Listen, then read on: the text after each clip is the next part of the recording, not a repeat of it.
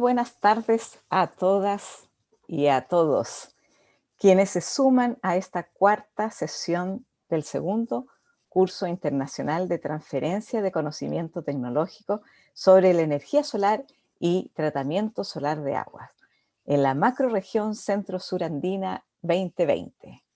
Esta vez en formato virtual. En nombre de SER Chile, extiendo un especial y cordial saludo a todos los investigadoras de la red y colaboradores de este centro de investigación. Me han consultado cuáles son las universidades que integran SER Chile. Bueno, este centro está integrado por la Universidad de Tarapacá, del norte, ¿cierto?, de Chile, Universidad de Antofagasta, de yéndose hacia el sur, ¿cierto?, la Universidad Federico Santa María, la Universidad de Chile, la Pontificia Católica de Chile, la Universidad Adolfo Ibáñez y la Universidad de Concepción, ya más al sur de Chile. Además, ¿cierto?, el Centro Nacional Fraunhofer. Bueno, en especial saludar a quienes conforman las líneas de investigación y, por supuesto, a los académicos de la línea de agua y energía solar del Convenio de Desempeño del Ministerio de Educación, alojado en la Universidad de Tarapacá, donde participan activamente los colegas de la Universidad Nacional Jorge Basadre, Groman, de Tacna, Perú, y también la Universidad Mayor de San Andrés, La Paz, Bolivia. Por supuesto, agradecer a todos alrededor del mundo quienes están conectados con nosotros esta tarde. Importante destacar la participación en las 3 sesiones pasadas de colegas de Perú, de Bolivia, de Colombia, Ecuador, Brasil, entre otros. Y siguiendo con los agradecimientos principales a nuestros fieles colaboradores, nuestra casa de estudio, la Universidad de Tarapacá, el Convenio de Desempeño del Ministerio de Educación, al Laboratorio de Investigaciones Medioambientales de Zonas Áridas, LIMSA, el cual coordino, y finalmente al proyecto AIU Solar, iniciativa de SER Chile, que ya se encuentra en su 6º año de ejecución.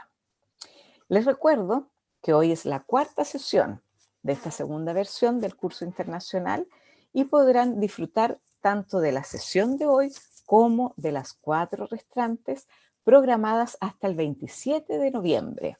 Ojalá que puedan asistir a la mayor cantidad y apreciar el esfuerzo que hemos puesto este año en la ejecución de este curso, que corresponde a la internacionalización del Centro de Investigación de Energía Solar de Chile. De todos modos, podrán revivir cada sesión a través de las grabaciones de cada seminario, lo que ya están alojados en nuestro canal de YouTube. En el chat de este canal, al acostado de la pantalla, se copiará el link de las 3 sesiones anteriores, las que haremos llegar a través de los correos electrónicos que registren en el formulario de inscripción. Por eso no olviden de inscribirse. Así nosotros vamos a dejarlos registrados y la base de datos de este curso, así hacerles llegar siempre la información correspondiente. Bueno, la modalidad del streaming es la siguiente. Escucharemos las exposiciones, mientras tanto pueden ir escribiendo sus preguntas y o comentarios en el chat al costado de esta proyección, ¿ya?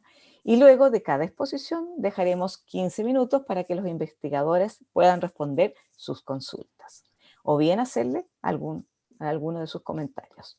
Hoy continuamos con 2 exposiciones de destacados investigadores. A continuación, los voy a dejar con 3 colegas de Bolivia, el doctor Mauricio Machea, el doctor Ramiro Escalera y el doctor Omar Omachea, quienes expondrán la hidrogeoquímica del arsénico en aguas subterráneas de Bolivia e implementación de un sistema de tratamiento para su remoción. Ellos son académicos, bueno, aquí no es tan correcto, de la Universidad Mayor de San Andrés, ¿ya? Y la Universidad Privada de Bolivia, ¿ya? Bueno, buenas tardes a todos. Muchísimas gracias por aceptar nuestra invitación a exponer el día de hoy. Los dejo con la presentación. Bueno, muy buenas tardes y muchas gracias por la invitación. Yo soy Mauricio Ormachea, soy investigador de la Universidad Mayor de San Andrés. Voy a compartir la pantalla. Perfecto. Para que puedan ver la presentación. Por favor, solamente avísenme si es que va la presentación para que yo continúe. Bien, sigue nomás Mauricio, todo bien. Ahora solo en modo presentación. ¿Ya Eso, está? ya está. Listo. Muy bien. Bueno, eh, pues muy agradecido les... Ah, caramba, un ratito, ¿qué pasó?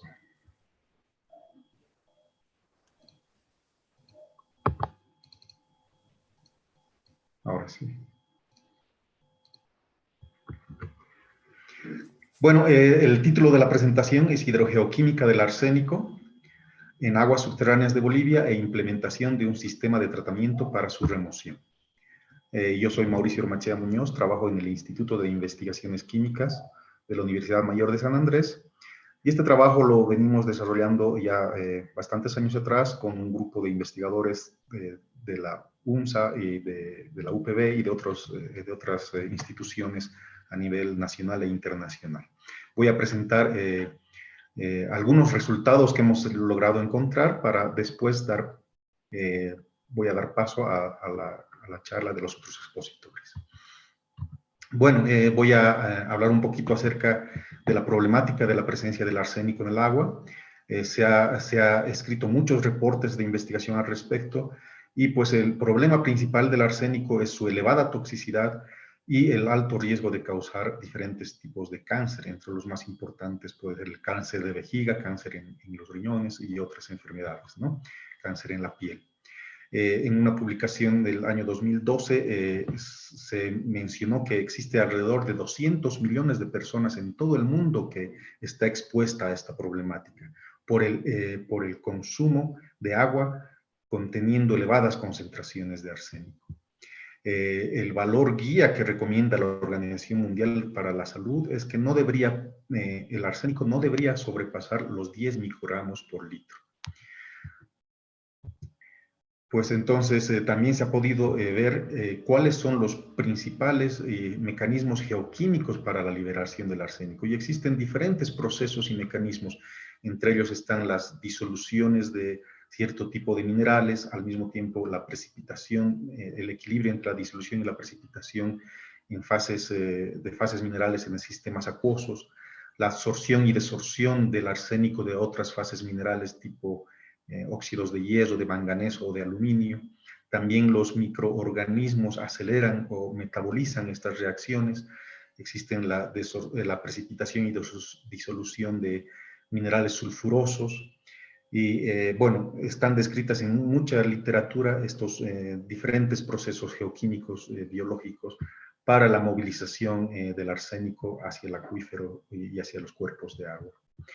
El año 2006 se publicó un libro que se llama Distribución de arsénico en Iberoamérica, y ya en el 2006 se presentaron muchos trabajos que mostraban elevadas concentraciones de arsénico en países como Argentina, Perú, Chile, México, y todavía para este año no había estudios en Bolivia, Ecuador, Uruguay, o al menos no habían estudios, reportes de investigación.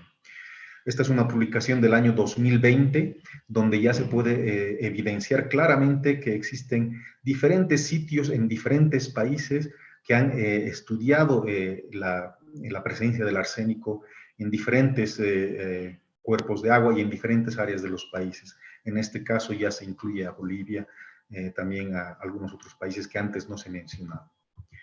Veamos el caso de Bolivia. Particularmente Bolivia ha logrado hacer estudios importantes, sobre todo en el altiplano boliviano. Entonces, para mencionar, existen diferentes estudios relacionados a la presencia de arsénico, pero sobre todo por actividad minera, que es muy importante. Estos estudios evidenciaban que la actividad minera contaminaba las aguas superficiales y las aguas subterráneas con elevadas concentraciones de arsénico, pero también de metales pesados y un pH muy ácido. Sin embargo, habían pocos estudios que se referían a la presencia de arsénico de origen natural. Y en este sentido es que nosotros estudiamos este sitio, el altiplano boliviano, donde las características ambientales son particulares. Existen regiones donde hay cultivos de quinoa, por ejemplo, o de papas, hortalizas, pero también hay ciertos sitios que tienen contaminación minera. Particularmente en la cuenca del lago Popó, en el altiplano boliviano, el año 2012 se logró identificar pozos de consumo. Estos pozos eran utilizados por los pobladores, por las comunidades, por los pobladores de las diferentes comunidades que estaban asentadas alrededor del lago Popó.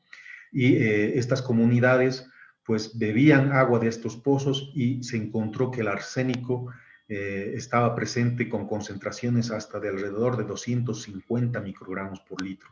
Se pudo también hacer cálculos de especiación y se pudo también determinar que la especie de arsénico 5 era predominante frente a la especie de arsénico 3. En este estudio del 2012 se reportó que el 85% de los pozos de consumo sobrepasaban el límite permisible, que es de 10 microgramos por litro. El 2015 también se pudo evidenciar que el agua termal que brotaba de manantiales termales presentaba elevadas concentraciones de arsénico hasta 65 microgramos por litro. Sin embargo, esta concentración no era tan alta comparada con el agua subterránea, con el agua que era empleada para el consumo. Este estudio se hizo justamente para tratar de evidenciar si es que el agua termal era el causante de la contaminación de los acuíferos subterráneos. Con este estudio se pudo evidenciar que el agua termal, que su presencia es muy alta en esta región, pues no es la causante de la contaminación natural. La parte sur del lago Popó se veía que era la más impactada por la presencia de arsénico de origen natural en pozos de consumo. Es así que se planteó los objetivos de determinar la composición química de esta agua para ver también el grado de contaminación y la variación espacio-temporal del arsénico en las aguas subterráneas y superficiales de la región del lago Popó. Pero al mismo tiempo también quisimos estudiar qué ocurre en otros lugares y en otras regiones, y es que también estudiamos la presencia de arsénico en el Valle de Cochabamba. Y se trató de identificar las principales fuentes geológicas y los principales mecanismos para la liberación de arsénico hacia los cuerpos de agua. Este mapa muestra la parte sur del lago Popó, donde se han podido tomar diferentes tipos de muestra. En color amarillo se ven los pozos. Estos pozos son pozos de consumo de las comunidades asentadas en esta región. Los puntos verdes son piezómetros de investigación, que son, nosotros hemos instalado unos tubos de los cuales hemos colectado el agua y los sedimentos para ver el contenido de arsénico. Estos tubos estos piezómetros no son agua de consumo, pero son muy similares al agua de los pozos. Son todos pocos profundos, de no más de 8 metros de profundidad, en un promedio de unos 3 metros de profundidad. En azul son los puntos que hemos colectado muestras de agua, de río. Los rojos son diferentes tipos de rocas, y los triángulos negros son sedimentos de la parte baja del lago. También hemos trabajado estas fotografías muestran un poco el trabajo de campo, la colecta de agua superficial. Las personas toman agua de los pozos poco profundos. Los pozos son construidos de manera artesanal y existen diferentes tipos de pozos.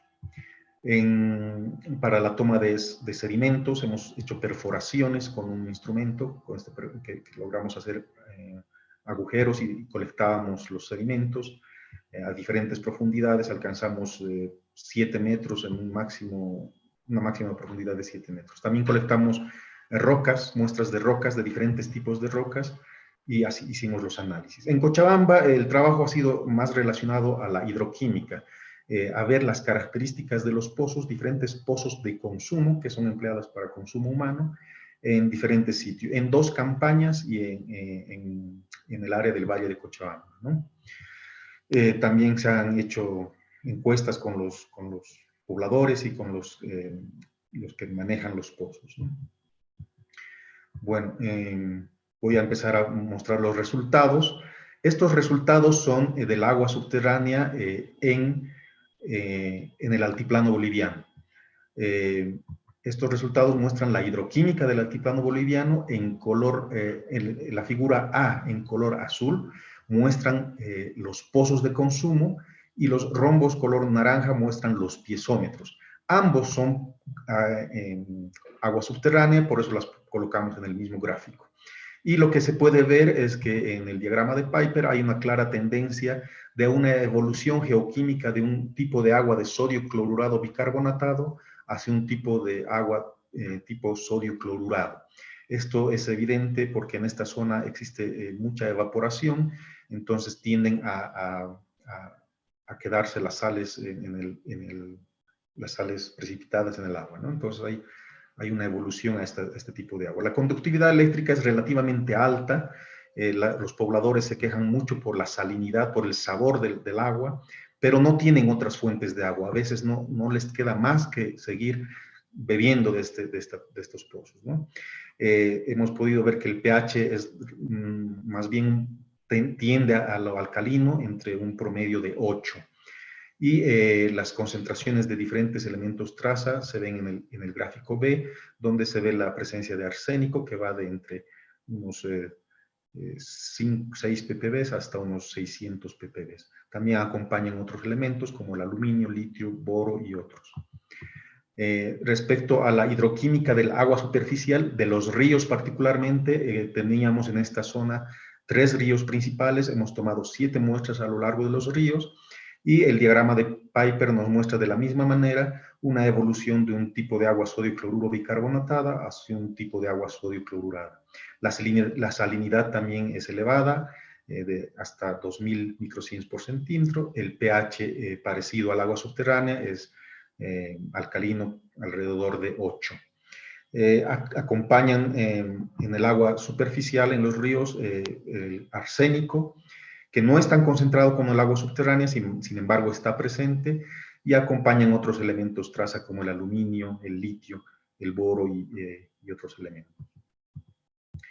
Este mapa es un mapa de distribución del arsénico. Los puntos en amarillo muestran los pozos de consumo. Como pueden ver, el tamaño del círculo representa la concentración. Si el círculo es muy pequeño, pues es menor a los 10 microgramos por litro. Si el círculo es muy grande, representa mayor a los 200 microgramos por litro.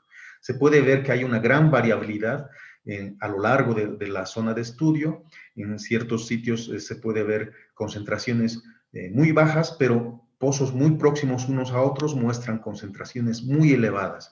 Entonces los pobladores están expuestos, tienen alto riesgo de exponerse a altos contenidos de arsénico. Normalmente los pobladores excavan pozos muy próximos a sus casas o en las plazas principales y de ahí extraen el agua. Los piezómetros pueden ver que están en color verde, tienen un comportamiento muy similar.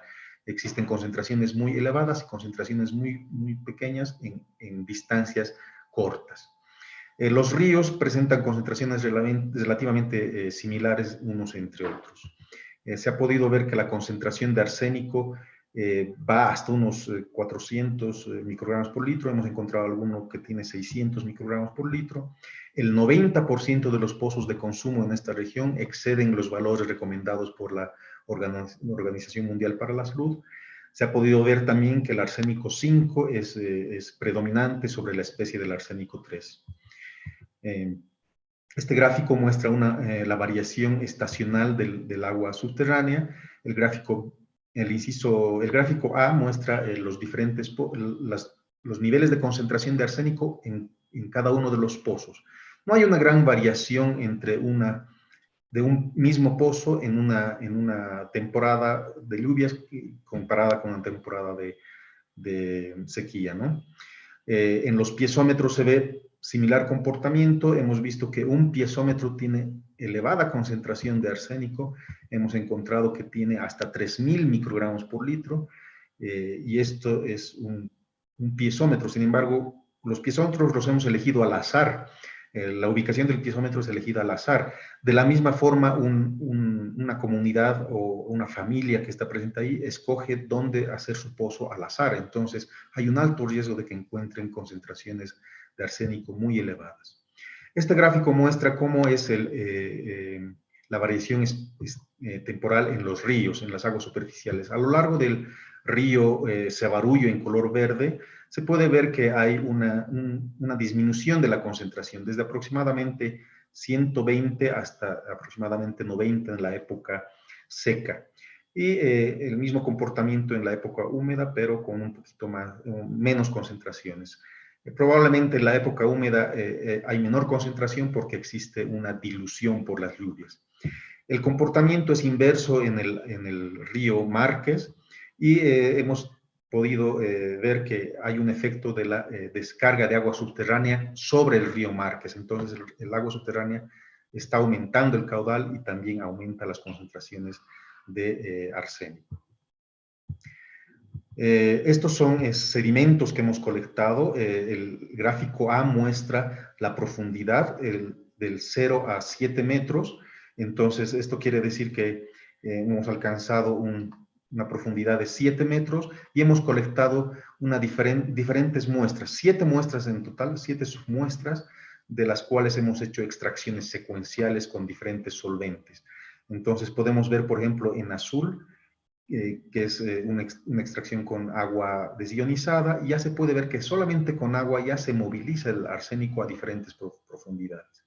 Los otros solventes solamente van variando el pH, pero al mismo tiempo se puede evidenciar con variaciones pequeñas de pH, el arsénico es fácilmente movilizado. Esta otra perforación es solamente de 5 metros, de 5 metros hemos colectado 5 submuestras a diferentes profundidades, es en otro sector del área de estudio, y hemos visto que también la movilización es diferente según el solvente utilizado.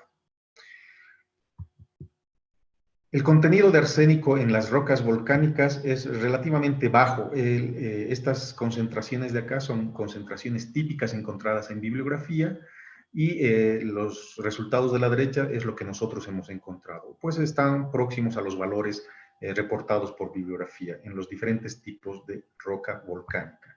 Sin embargo, en las rocas sedimentarias hemos podido ver que, comparado con las referencias bibliográficas, algunas de las rocas presentaban elevados contenidos de arsénico. Por ejemplo, en las piedras calizas hemos encontrado valores de hasta 27, 13, que comparado con la bibliografía es pues por lo menos unas 20 veces más, ¿no? Bueno, eso es en cuanto a los resultados en el altiplano boliviano. Entonces hemos logrado identificar las fuentes y la hidroquímica del área. En el Valle de Cochabamba hemos hecho un levantamiento de muestras el año 2018, donde se han colectado aproximadamente 36 pozos de consumo. En este periodo se ha encontrado que la concentración máxima de arsénico alcanzaba casi los 80 microgramos por litro.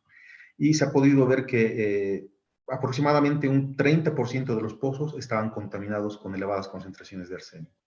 Lamentablemente en Cochabamba no hemos logrado hacer un levantamiento de sedimentos y de rocas, sin embargo, asumimos que son los mismos comportamientos.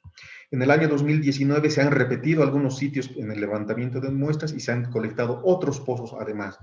Y aquí se ha podido ver que los niveles de concentración alcanzan hasta un máximo de 113 microgramos por litro. En este caso, igual 12 de 38 pozos estaban contaminados con valores por encima de la norma. El 30% de los pozos estaban contaminados con arsénico.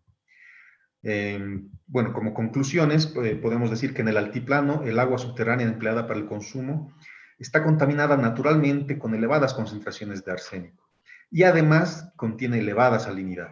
Más del 90% de los pozos exceden por mucho los valores recomendados por la Organización Mundial para la Salud. Las principales fuentes de arsénico, fuentes geológicas, son las rocas volcánicas, las rocas calizas, los sedimentos aluviales y lacustres. Las calizas tienen elevados contenidos de arsénico, hasta 27 miligramos por litro. Los sedimentos contienen hasta 51 miligramos por litro, y estas son consideradas las principales fuentes naturales de arsénico. Los procesos geoquímicos incluyen la meteorización de los minerales carbonatados y silíceos. Estos logran incorporar sodio y bicarbonato a la solución. Esto conduce a la subida del pH hasta aproximadamente 8 y el incremento de la alcalinidad. De esta manera favorece la movilización de arsénico. Las conclusiones en el Valle de Cochabamba, les he mostrado los resultados, se alcanzan valores de 80 en el periodo 2018 y 113 microgramos por litro en el periodo 2019, mostrando que un 30% de los pozos de consumo están contaminados con elevadas concentraciones de arsénico. Esta es mi última página. Quiero solamente mostrar los socios que tenemos, con quienes hemos venido trabajando y quienes nos han venido colaborando. La cooperación sueca nos ha financiado muchos de estos estudios, la cooperación española también, y tenemos como socios a la UPB, al KTH de Suecia, Geólogos del Mundo, la Universidad Mayor de San Andrés y el Instituto Geológico y Minero de España. Bueno, muchas gracias por su atención. Voy a ceder la palabra a Ramiro y Omar para que continúen con la segunda parte de esta exposición. Gracias.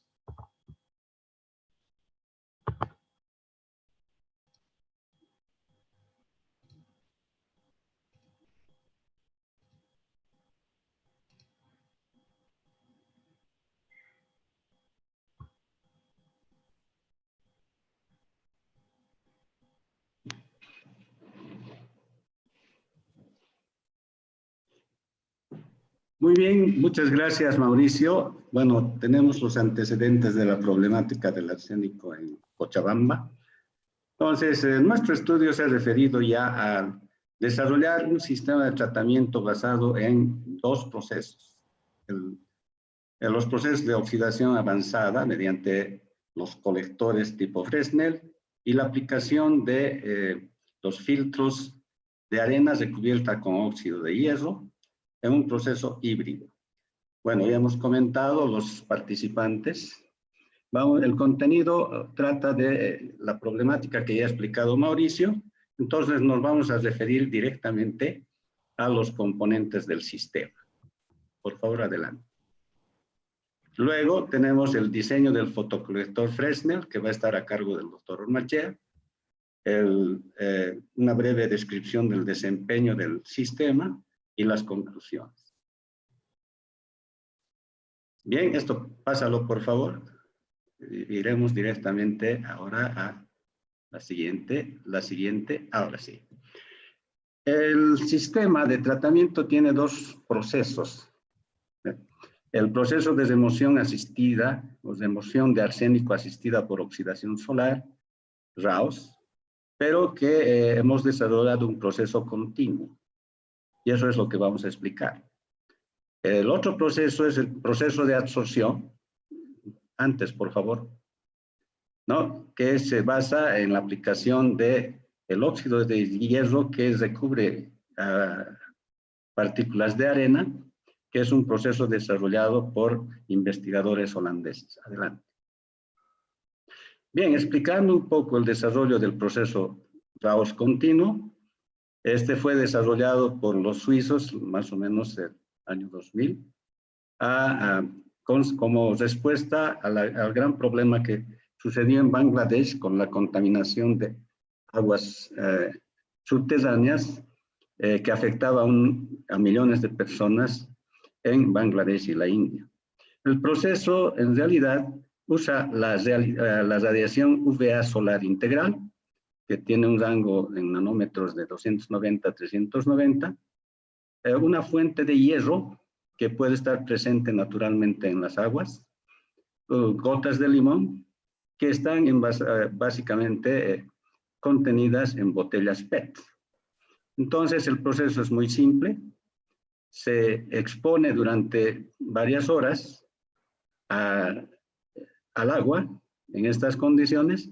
Y en esas condiciones se desarrolla, según los investigadores suizos que hemos tenido referencia, una cadena de reacciones que integran el proceso RAOS. Dentro de esto, en resumen, se puede decir que los fotones que vienen de la radiación ultravioleta pueden generar radicales libres, de los cuales los más importantes estarían el radical hidróxido, estaría el radical superóxido, ¿no es cierto?, que está dado, y también la generación de agua oxigenada y la solución de hierro, que son constituyentes del reactivo fotopentón que se utiliza en otros sistemas. Todo este proceso hace que el hierro que está contenido o que se adiciona al agua pueda ser oxidado y precipitado. Entonces forma un precipitado que tiene sitios porosos en los cuales el arsénico se absorbe preferentemente y el arsénico 5 también, que se ha generado dentro de este mismo proceso por la oxidación que sufre por los radicales libres que tienen alto poder oxidante, se absorbe preferentemente en la parte de los flóculos que se van formando en el sistema. Bien. Siguiente, por favor. Bien, nuestro proceso se ha basado en desarrollos anteriores. Las experiencias en Bangladesh trataban aguas subterráneas que tenían una concentración de hierro naturalmente presente y concentraciones de arsénico en el orden de 100 a 150 microgramos por litro. Preferentemente estaba el arsénico 3. Se utilizaban botellas PET, 4 a 8 gotas de jugo de limón, 4 a 5 horas de radiación UVA, exposición solar, que tenía una intensidad reportada de 80 más o menos 20 vatios sobre metro cuadrado. Y se obtuvieron resultados de entre 45 a 78% de remoción, logrando purificar el agua hasta menos de 50 ppb, que en la época estaba o satisfacía la norma de agua potable de Bangladesh, también en el mundo. Los investigadores chilenos, liderados por la doctora Cornejo, aquí presente, publicaron procesos Raos modificados donde trataban aguas saladas del río Camarones que no contenían hierro, pero sí altas concentraciones mayores a 1000 ppb de arsénico 3 y arsénico 5, y los utilizaron botellas PET, como se ve en la figura, 1 o 2 gramos de virutas de acero, que es hierro cero valente, a pHs próximos a 7, o sea, más o menos neutros, y una gota de limón. Con 6 horas de irradiación UVA, lograron remover el arsénico en más del 99%, logrando tener concentraciones que satisfacían la norma internacional, o el límite de la norma internacional que dice la OMS.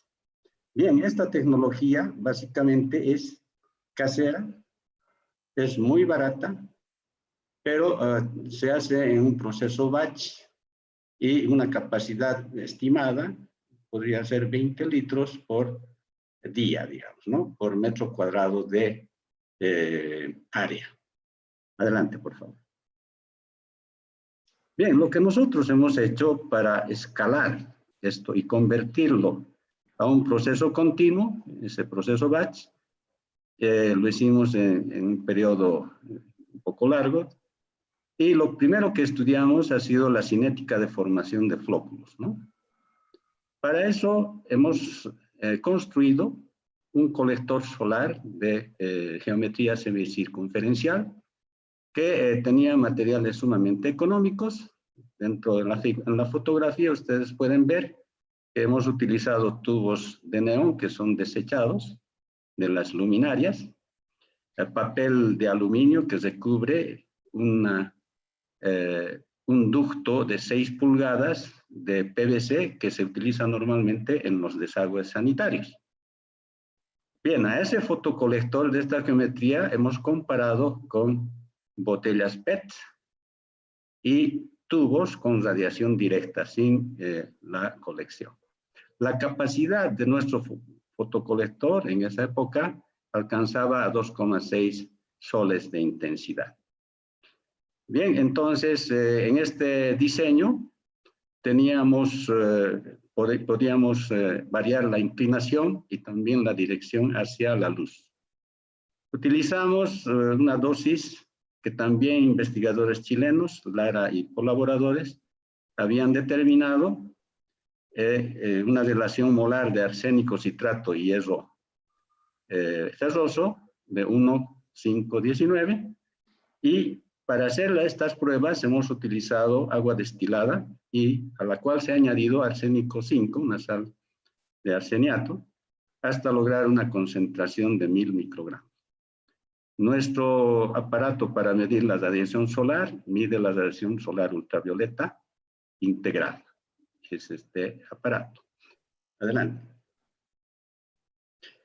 En los resultados de la comparación en el crecimiento de los flóculos, hasta lograr un tamaño que supera la porosidad que tiene un microfiltro, ¿no?, que normalmente se utiliza en la colección de muestras para separar la fase sólida de la líquida. Es un microfiltro de 0,45 micras. Entonces, hemos observado que comparando los tres sistemas, se puede observar una aceleración del crecimiento de estos flóculos hasta este tamaño, y en este caso nuestro fotoreactor podría lograr ese crecimiento alrededor de 5 minutos respecto de los otros. Adelante. Bien, una vez hecho, hicimos lo anterior, hemos decidido comparar ahora diferentes tamaños de fotocolectores semicircunferenciales, como pueden ver en la figura. Entonces tenemos la comparación de un fotocolector de 15 centímetros de diámetro, otro de aproximadamente 32 centímetros de diámetro, otro de 47 y otro de 70 centímetros de diámetro, como ven en la figura, ¿no? Entonces hemos utilizado la misma relación de dosis de hierro y que estaba relacionada con el arsénico 5, al cual habíamos añadido a aguas de pozo, ya no agua destilada.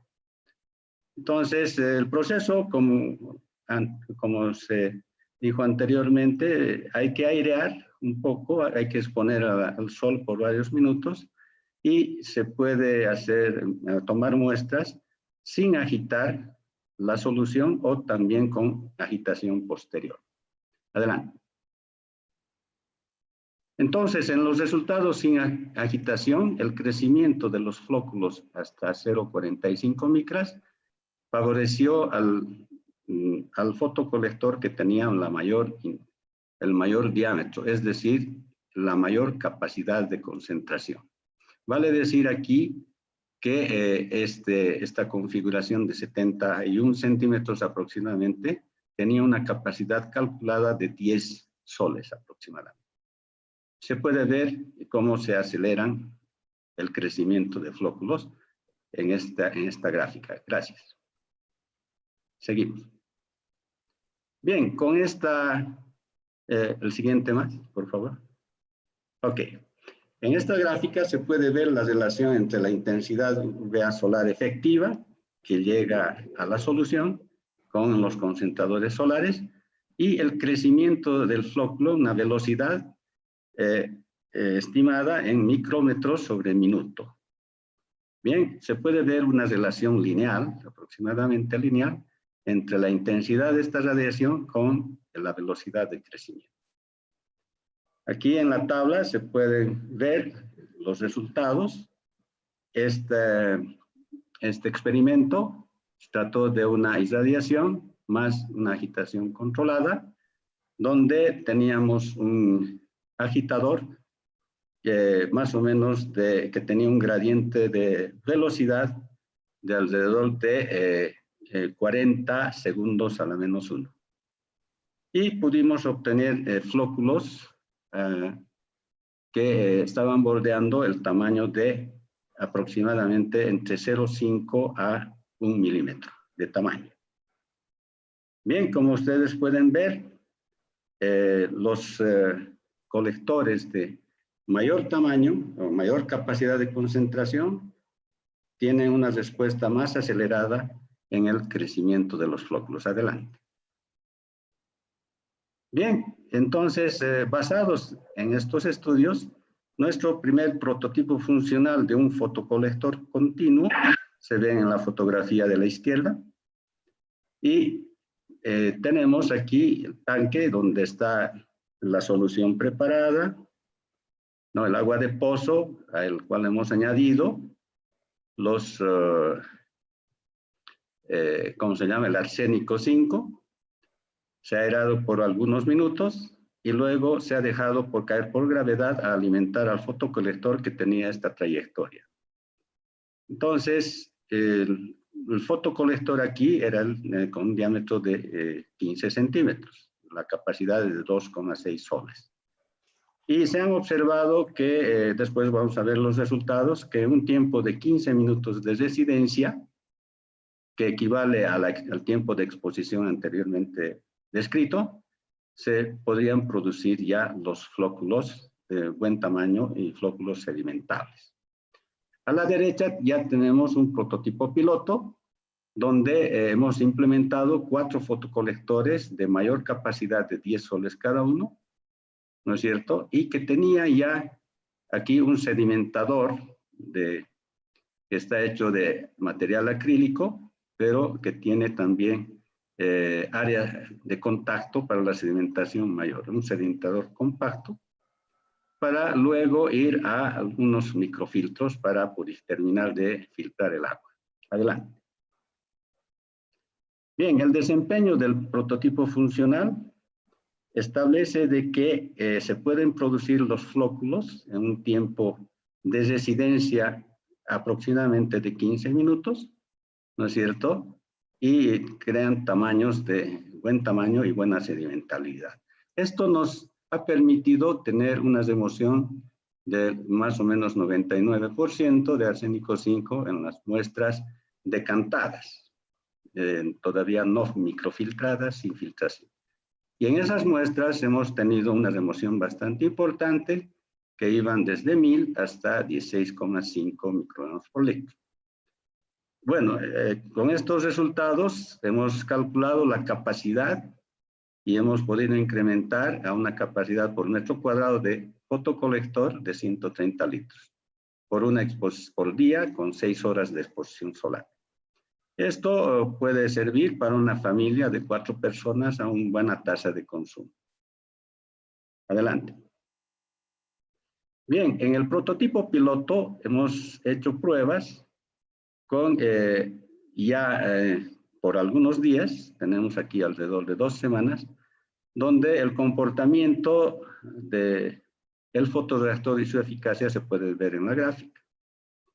Se puede ver que hemos podido lograr concentraciones debajo del límite de detección del instrumento que la UNSA tenía para detectar esto.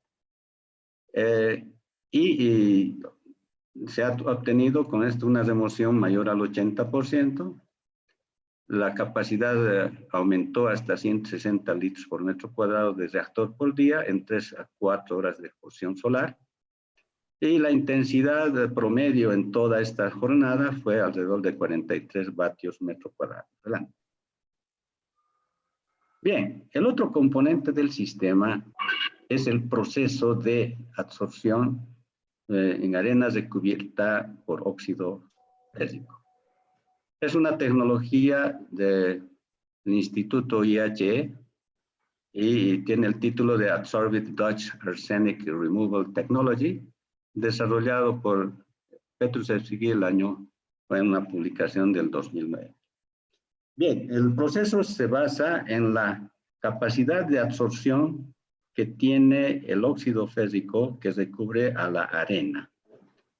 Esta capacidad de absorción reportada está entre 0,32 a 0,64 miligramos de arsénico por gramo, que es bastante competitivo.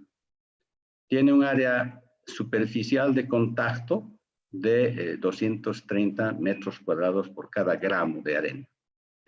Normalmente para el diseño de los filtros se utiliza un tiempo de lecho vacío, tiempo de contacto de lecho vacío de 30 minutos y una velocidad lineal de lecho vacío también de 5 metros hora.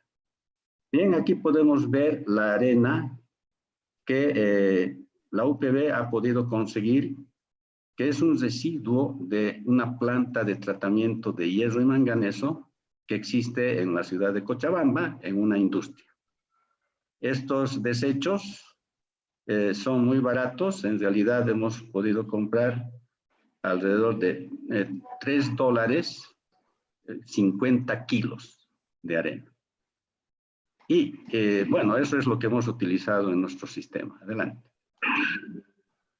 Bien, el proceso de absorción, según Petruszewski, es bastante simple. Los sitios activos de la capa de óxido fésico, ¿no es cierto?, absorben tanto arsénico 3 como arsénico 5 en la superficie.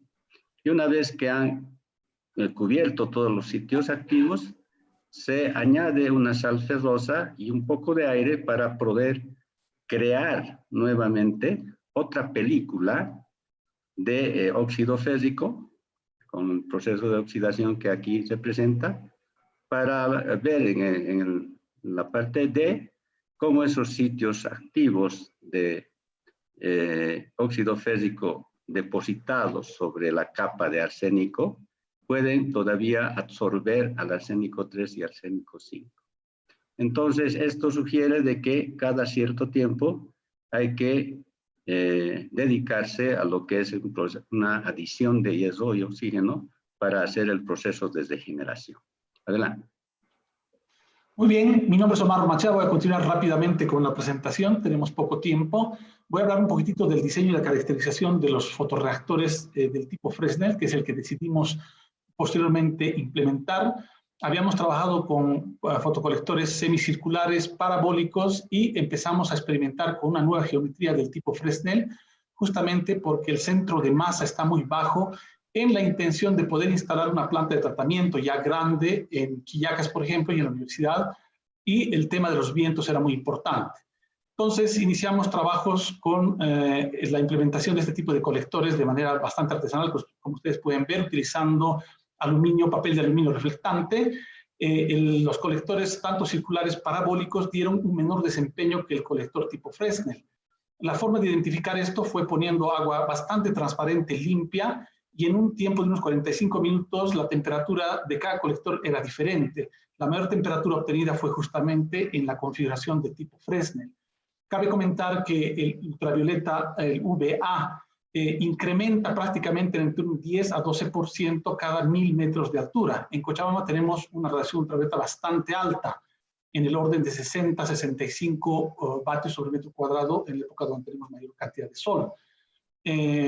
Bueno, acá les presento un poquito el diseño. Este colector ya era bastante grande, de 1.71 por 1.80 metros de área. De lado, aquí tenemos una fotografía ya del colector construido. Y aquí les voy a intentar explicar rápidamente cómo funciona este colector y cómo hemos hecho el cálculo de la intensidad efectiva en el colector. Acá estamos viendo una de las alas con 10 láminas que con diferentes ángulos reflejan la luz solar hacia el colector principal, que es un tubo de acrílico que tenía una buena transmitancia, ya no de vidrio, sino de acrílico al ultravioleta. Entonces, lo que tocó identificar es la intensidad efectiva o potencia efectiva que recibe el tubo. El tubo tiene un diámetro interno de unos 5 centímetros, que es lo que tomamos como diámetro efectivo. Entonces, para el cálculo de la intensidad de la potencia efectiva, utilizamos la intensidad solar multiplicada por la longitud de cada una de las láminas reflectantes, que tenían una dimensión de 1.71 metros, el diámetro interno de 5 centímetros del tubo de acrílico, y multiplicando por el coseno del ángulo de cada una de estas unidades reflectantes que tenían diferentes ángulos. Bien, adicionalmente agregamos los factores de pérdida por reflexión en aluminio y la transmitancia para el UVA en las paredes del tubo de acrílico, obteniendo en las dos alas de reflexión del colector construido una intensidad de 925.7 vatios sobre metro cuadrado. Sin embargo, tuvimos que tomar en cuenta adicionalmente este segundo colector que refleja la radiación transmitida por el tubo nuevamente hacia el sistema de fotorreacción. Entonces, tomamos en cuenta justamente la transmitividad del líquido, y ya está con arsénico. Tomamos en cuenta la transmisión de ida y vuelta al reflejarse por el colector secundario y las pérdidas por reflexión en aluminio, llegando a tener un resultado de 17.5 soles en este colector. En realidad la potencia es bastante alta, que si los tubos los dejamos sin agua, se iban fundiendo, ¿no? Teníamos mucha intensidad de radiación solar, justamente para poder acelerar los procesos de fotorreacción. Ramiro, adelante. Ok, aquí tenemos el sistema ya más o menos diseñado en forma completa. En la izquierda tenemos un tanque de aireación, donde se airea el agua mediante un aspersor comercial. Luego tenemos una bombita que va a transportar el agua hacia los fotocolectores, y también este mismo tanque tiene una bomba dosificadora de reactivos que funciona automáticamente. La salida de los fotoreactores van a los filtros IOCS, son 2 filtros en serie, son de flujo de abajo hacia arriba, y luego esta agua filtrada va a colectarse en un tanque de almacenamiento. Ese tanque de almacenamiento es accionado por una bomba automática que depende de la abertura del grifo de la pila, pero antes de llegar a la pila se hace un proceso de depuración todavía en microfiltros, un microfiltro de 5 micras seguido de un microfiltro de 1 micra. Con eso garantizamos la separación de los sólidos que se forman en el proceso. Adelante. Adelante. ¿Ven el mismo sistema? Antes, por favor. El mismo sistema ya en fotografía. Esta es la instalación en Cochabamba. Tiene una capacidad de 1500 litros día. Adelante, por favor. Y ahí está más o menos los fotocolectores construyéndose. Y aquí podemos ver en la izquierda el fotocolector, cómo funciona con la radiación. La intensidad de la luz se puede ver aquí en el fotocolector. Adelante. Bien, el desempeño de este sistema en Cochabamba fue satisfactorio. Hemos operado desde julio del 2019 hasta febrero, antes de la pandemia, y hemos obtenido los resultados que se ven aquí, obteniendo emociones satisfactorias que mejoran la calidad hasta debajo del límite de arsénico. Adelante, por favor. Bien, la instalación en Quillacas es en la zona al sur del lago Popo, que ha descrito Mauricio. Entonces tiene los mismos componentes que se ven en la fotografía. Adelante. Está cómo se ha construido el fotocolector, y aquí está el sistema ya completo. Adelante. Y obtenemos ya los resultados del desempeño con una calidad de agua bastante diferente. El agua de Quillacas es más salina y tiene alto contenido de boro, y hemos obtenido emociones que están muy por debajo del límite permisible de 10 microgramos, y también hemos hecho la regeneración del lecho o de los filtros de arenas de cubierta con óxido de hierro. Hemos operado desde septiembre hasta antes de la pandemia y con muy buenos resultados. Adelante, por favor. Bien, entonces, en conclusiones, podemos ver que el sistema es bastante eficiente. En el caso de Quillacas, el boro no interfiere en este proceso, y podemos concluir que todo el sistema es apto para aguas de conductividad relativamente alta o salinidad alta. Consumo de reactivos es razonable. Estamos hablando de sal ferrosa en el orden de 5 miligramos por litro y citrato en ese mismo orden. Hay que hacer notar de que el consumo en Quillacas por parte de la población escolar, esto ha sido instalado en una escuela, entonces es bastante bajo todavía, y por eso se ha decidido abrir una pileta pública para conectar nuestro sistema a esa pileta pública donde la población ya está consumiendo esta agua. Adelante, por favor. Bien, nuestro trabajo por terminar. Por efectos de la pandemia todavía quedan muestras que están en Quillacas, que están siendo conservadas para hacer su análisis. Hay que caracterizar bien la arena que hemos instalado en el sistema. Los costos por metro cúbico están preliminarmente calculados y llegan alrededor de $114 por metro cuadrado en el fotocolector, y un consumo que ya considera costos operacionales, costos de inversión, etcétera, o reposición de los fotocolectores y todo ello, alrededor de $1,33 por metro cúbico. Bien, este es un costo bastante alto todavía, pero si comparamos con lo que consume la población comprando agua embotellada, es un consumo muy bajo, o un precio muy bajo. Y hay que analizar las posibilidades de escalamiento y replicabilidad. Muchas gracias por la atención. Hemos terminado.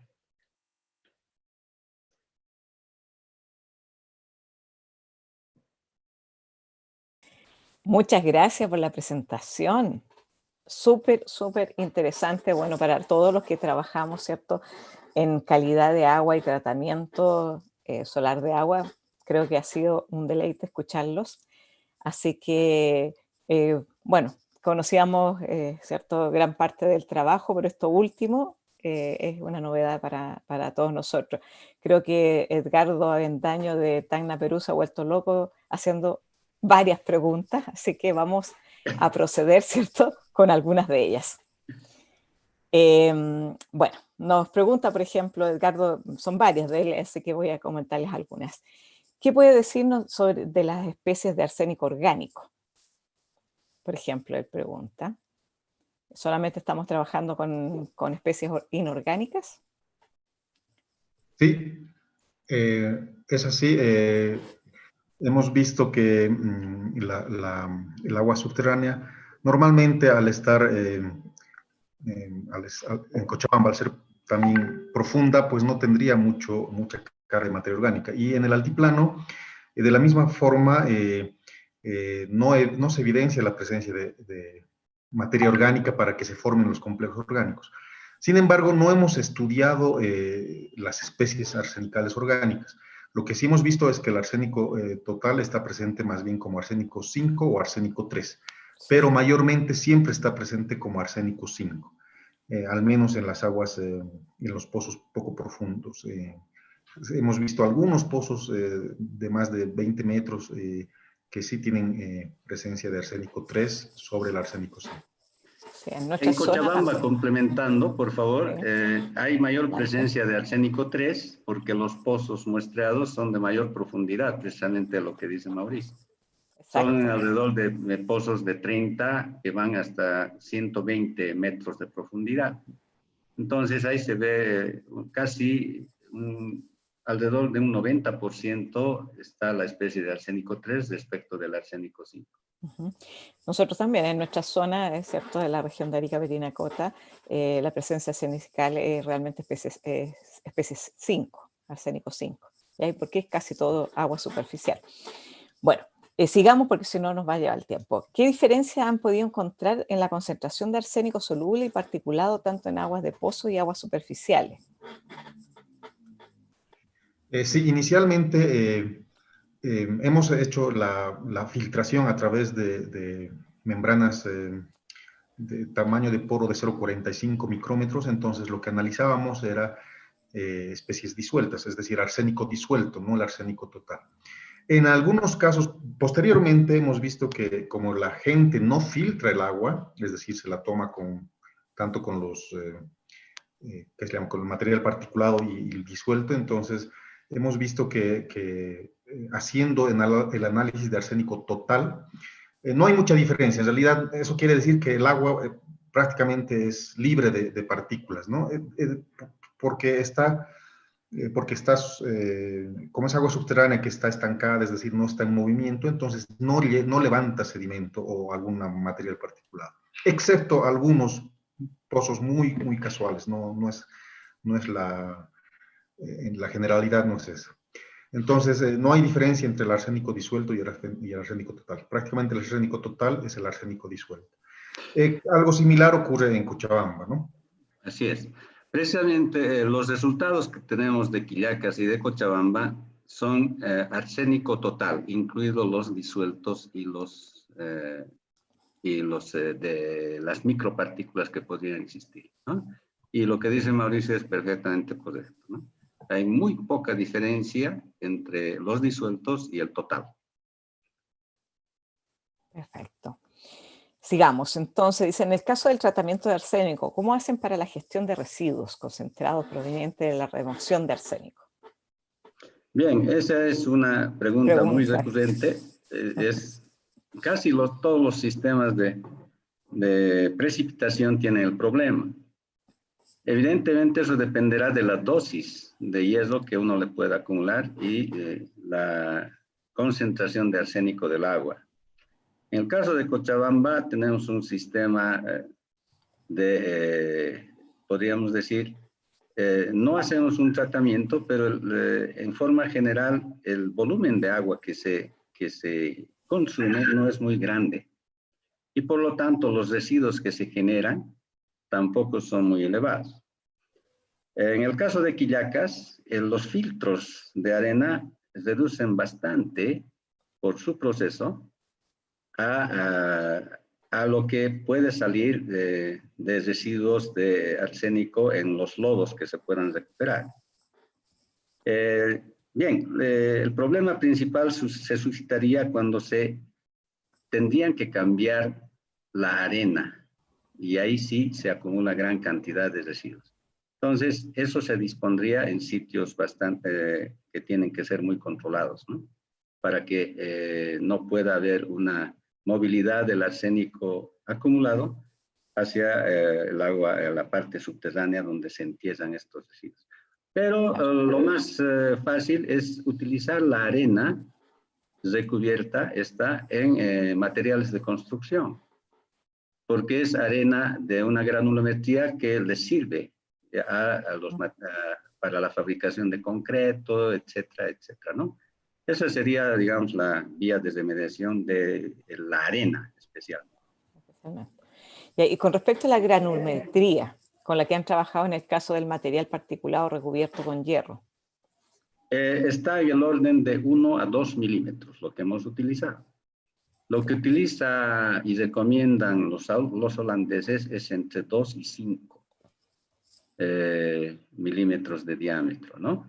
Nosotros hemos utilizado con bastante éxito 1 a 2. Y está bastante bien. Las condiciones de flujo son las mismas que se tienen comparadas con otros estudios en Holanda y otros países reportados por los investigadores holandeses, ¿no? Son las mismas tasas de flujo, etcétera. Pero tenemos un mayor área de contacto por tener una partícula más pequeña. Más pequeña, claro. A ver, voy a tratar porque como estamos contra el tiempo, a ver si conseguimos hacer 2 preguntas más, pero con la respuesta cortita.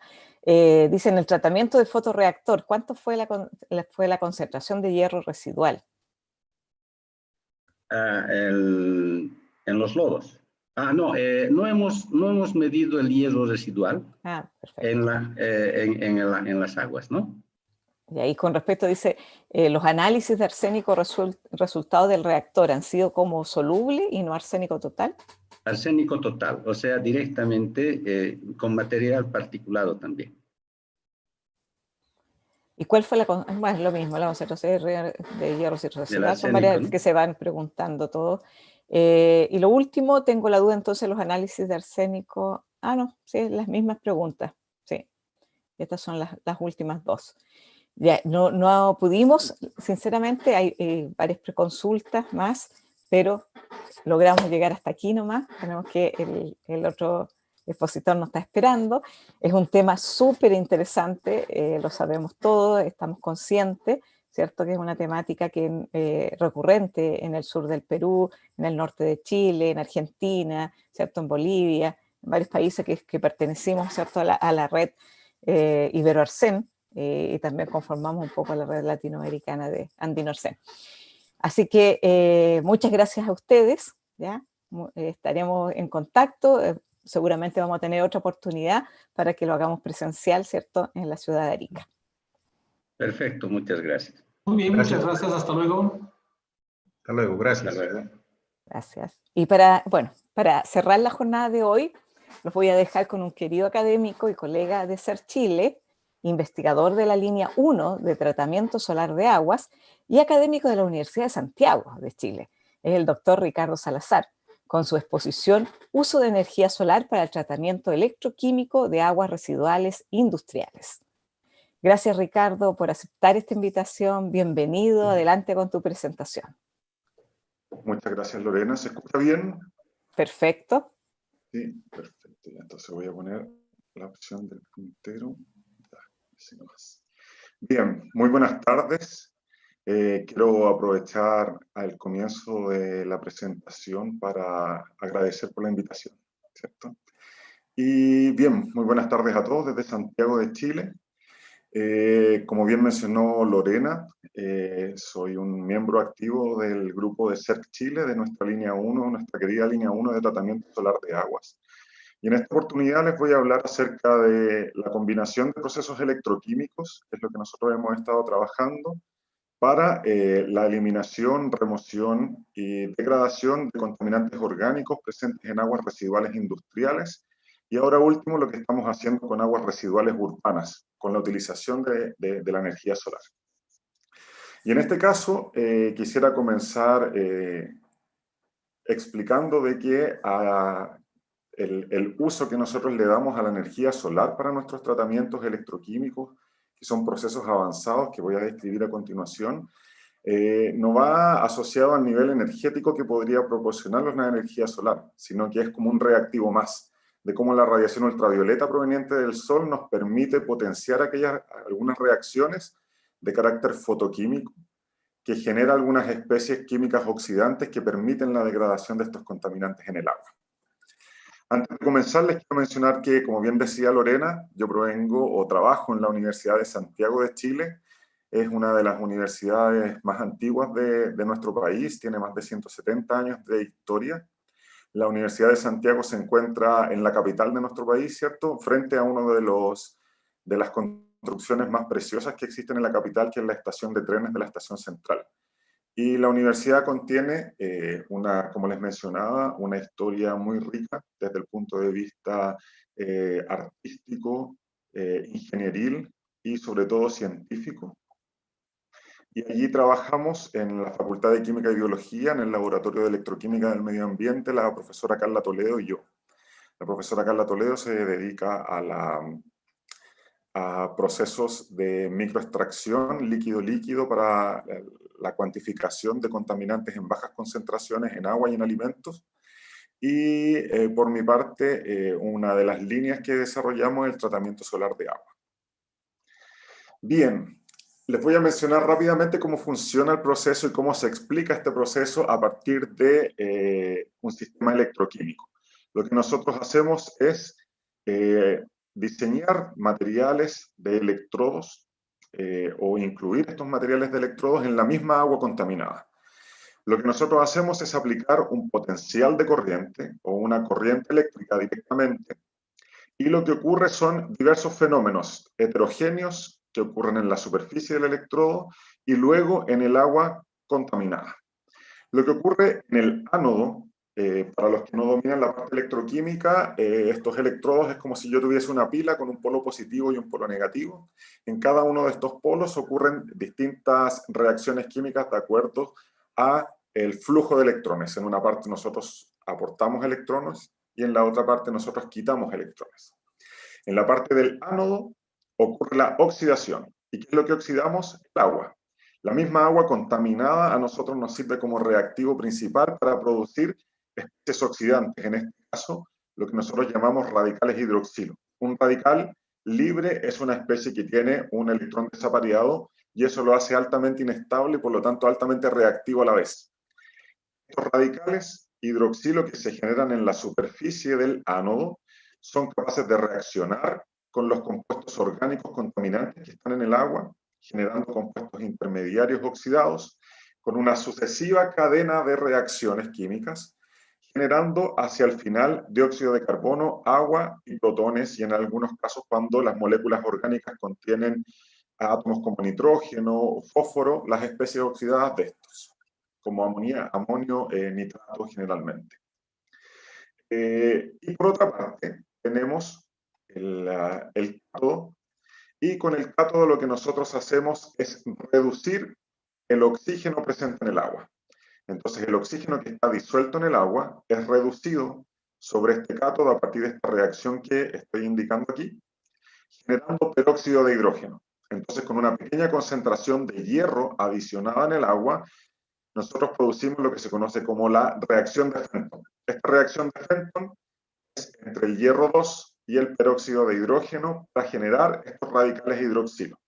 Son los mismos que están aquí. La diferencia entre ellos es que estos radicales hidroxilo que se producen a partir de la reacción de Fenton son homogéneos, están disueltos en el agua, mientras que estos que generamos en el ánodo a partir de la oxidación del agua son heterogéneos porque están fisisorbidos en la superficie del electrodo. Entonces tenemos una gran cantidad de radicales hidroxilo generados a partir de la aplicación de corriente o de potencial. Y estos radicales también, de carácter homogéneo, reaccionan con los contaminantes orgánicos hasta su completa transformación a dióxido de carbono, que es lo que nosotros mencionamos como la mineralización de los contaminantes orgánicos. Entonces, a partir de esta reacción de Fenton, además de los radicales hidroxilo, se genera hierro 3. Y entonces este hierro 3 sobre el mismo cátodo es reducido a hierro 2 y por lo tanto esta reacción entra en un ciclo catalítico. ¿Dónde ingresa el sol en esta reacción? Si esta misma agua, ¿cierto?, que nosotros estamos electrolizando, la ubicamos de forma directa hacia el sol, esto recibe la radiación directa del sol, ocurre una serie de reacciones fotoquímicas interesantes en la que está involucrado el hierro 3. Este mismo hierro 3 que se genera en la reacción de Fenton o por la oxidación del hierro 2 en el agua, forma diferentes tipos de complejos, algunos disueltos y algunos no. Estos complejos de hierro 3 son fotolizados por la radiación ultravioleta proveniente del sol y por lo tanto lo que hacen es fotorreducir los complejos de hierro 3 a hierro 2 y ese hierro 2 vuelve a ingresar en la reacción de Fenton para generar radicales hidroxilo y degradar los contaminantes orgánicos. Y al mismo tiempo genera una mayor cantidad de radicales hidroxilos homogéneos. Por otra parte, estos intermediarios que se van generando, como son la oxidación de compuestos orgánicos, la mayoría de estos corresponden a polifenoles y en algunos casos también ácidos carboxílicos. Y estos forman complejos con el hierro 3 presente en el agua. Estos complejos de hierro 3 también son fotolizados por los rayos ultravioleta provenientes del sol, generar mayor cantidad de catalizador de hierro 2 que está acá, ingresando nuevamente en este ciclo, y la transformación a dióxido de carbono a partir de estas reacciones de carácter fotoquímico. Por lo tanto, dentro de este proceso tenemos una serie de reacciones involucradas, las que se ven potenciadas por la radiación ultravioleta proveniente del sol. Para el tratamiento solar de agua, utilizando tratamientos electroquímicos o también fotoquímicos, que no son electroquímicos, se han diseñado una serie de reactores. Los más utilizados son los reactores de tipo CPC, los colectores parabólicos compuestos. Estos tienen un diseño industrial que ha ido perfeccionándose con los años. Estos consisten en tubos de vidrio borosilicato, por donde pasa el agua a través de estos tubos que está expuesto directamente hacia el sol y es donde ocurren todas estas reacciones fotoquímicas que les mencionaba anteriormente. Ahora también, de lo que nosotros hemos desarrollado en el último tiempo va principalmente apuntando hacia la parte de el tratamiento de los compuestos a través de procesos de tipo Fenton, que les mencionaba yo antes. Pero también se pueden utilizar con hierro cero valente, como se mencionó anteriormente en las exposiciones anteriores, para la remoción de arsénico, o con el desarrollo y diseño de materiales con actividad fotoactiva, ¿ya? Para fotocatálisis heterogénea. Y que permiten entonces la generación de estas especies oxidantes como el radical hidroxilo, el peróxido de hidrógeno, que se encargan de oxidar a los compuestos orgánicos hasta transformarlos en compuestos que son biodegradables o en aquellos compuestos que, o hasta su completa mineralización a dióxido de carbono. Nosotros hemos desarrollado diferentes tipos de reactores. Aquí tenemos un trabajo publicado el año pasado, recientemente, donde trabajamos residuos de la industria textil Monarch, es decir, con colorantes y aditivos para el teñido de ropas, calcetines y camisetas, donde tenemos un reservorio. Este reservorio es donde nosotros almacenamos el agua contaminada proveniente de la industria textil. y a través de una bomba peristáltica nosotros lo hacemos circular dentro del proceso. Este es un esquema de nuestro fotorreactor electroquímico. Entonces controlamos el flujo por el cual el agua circula a través de la planta y luego tenemos dos intercambiadores de calor para poder mantener la temperatura del agua, y luego pasa a través de la celda electroquímica. Esta es una celda electroquímica de filtro prensa que está descrita acá. Es decir, tengo un electrodo en un extremo, otro electrodo en el otro extremo, separados por una distancia entre 1 a 1,5 centímetros, y a través de estos electrodos es por donde fluye el agua contaminada. Y es en esta celda electroquímica donde ocurren todas esas reacciones electroquímicas que les mencionaba antes, la oxidación del agua y la reducción del oxígeno para generar estos oxidantes. Luego de que la solución pasa a través de la celda electroquímica, esta va a un fotorreactor, como los que les mostraba anteriormente, que está expuesto directamente al sol.